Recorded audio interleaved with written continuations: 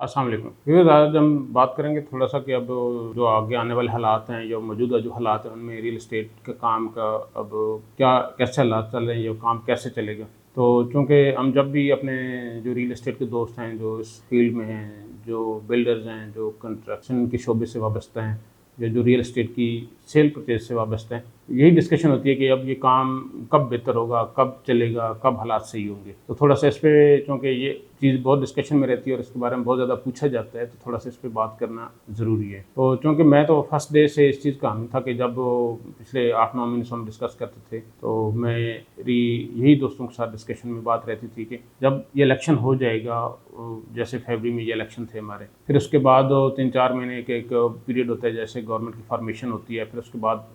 जून आ जाता है, उसमें बजट आ जाता है, फिर बीच में छोटी ईद रमज़ान मार्च अप्रैल में, फिर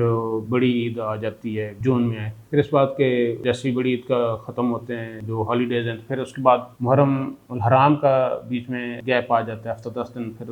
वो भी छुट्टियाँ होती हैं या बहुत सारे लोग उनमें काम नहीं करते। तो ये सारे जो चीज़ें इवेंट थे, मैं तो फर्स्ट डे से यही कह रहा था कि ये चीज़ें सारी अगस्त में जाके सेटल होनी है। अब इस दौरान में ये हुआ है कि जो गवर्नमेंट ने बजट दिया है, उसमें जो टैक्सेशन के इशूज़ थे, वो सही हैं या गलत हैं, वो एक अलग बहस है। लेकिन चूँकि वो सारी चीज़ें सामने आ चुकी हैं इस वक़्त, और अभी फिर के अलावा और जो मौसमी हालात हैं कि जैसे ये मानसून का सीज़न है, ये भी अभी यानी कि जुलाई के लास्ट वीक में हम इस वक़्त हैं, आज 30 तारीख जुलाई की है, अगस्त के फर्स्ट वीक तक ये भी ख़त्म हो जाएगा। और इसके अलावा जो 2 चीज़ें इकनॉमिक इश्यूज़ के हवाले से, स्टेट बैंक ने पॉलिसी रेट अपना कम किया है, जो पिछले के उन्होंने अपनी मीटिंग में 1.5 और अभी 1% कम किया है, तो वो 22 से कम होके 19.5% पे आ गए। और इंटरनेशनली जैसे फिच ने पिछले दिन भी एक रिपोर्ट दी थी, जो पाकिस्तान के आने वाले हालात को उन्होंने बहुत डिस्कस किया था। अभी उन्होंने भी पाकिस्तान की रेटिंग में यानी कि बेहतर कर दी है। और जो पाकिस्तान का IMF के साथ एक प्लान था, इन्होंने एग्रीमेंट था, वो भी उनका स्टाफ लेवल पाकिस्तान का और IMF का हो चुका है। अब जो उनका एग्जीक्यूटिव बोर्ड से अप्रूवल आना है, हमारे फाइनेंस मिनिस्टर कह रहे हैं कि वो भी अगस्त के एंड में हो जाएगा। तो ये सारे इवेंट्स जो इलेक्शन से लेके IMF तक और ये पॉलिसी रेट तक, ये सारी चीज़ें एक जितनी भी एपिसोड्स थी हो चुकी हैं। तो अब सब दोस्तों से रिक्वेस्ट ये है कि अब आप ज़रा, जो लोग इस वक्त मार्केट से आउट हैं, ये जो काम पे ध्यान नहीं दे रहे, तो आप लोग अपने ज़रा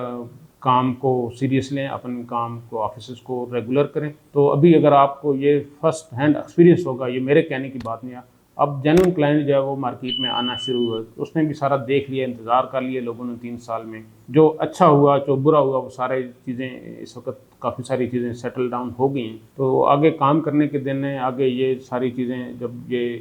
ईद और मुहर्रम सारी मानसून का ये ख़त्म होंगे, तो ये आगे अब अगस्त से लेके आगे ऑनवर्ड रमज़ान से पहले तक, ये अगले जो 6 से 7-8 महीने हैं, ये काम के इंशाल्लाह इसमें जो पहले मोमेंटम था उससे काफ़ी बेहतर हो जाएगा। तो अब ज़रूर इस बात की है कि हम लोग थोड़ा सा अपने कंफर्ट जोन से निकलें और अपने क्लाइंट्स को दोबारा से टच करें, अपनी जो चीज़ें को दोबारा से रीऑर्गेनाइज करें। और थोड़े से वो दोस्त जिन्होंने कोई इन्वेस्टमेंट की और वो इस वक्त तो बेचना चाह रहे हैं, उनको अच्छे रेट्स नहीं मिल रहे हैं, मैं उनसे कहूँगा कि थोड़ा सा आप और वेट कर लें, क्योंकि इस वक्त चूँकि मार्केट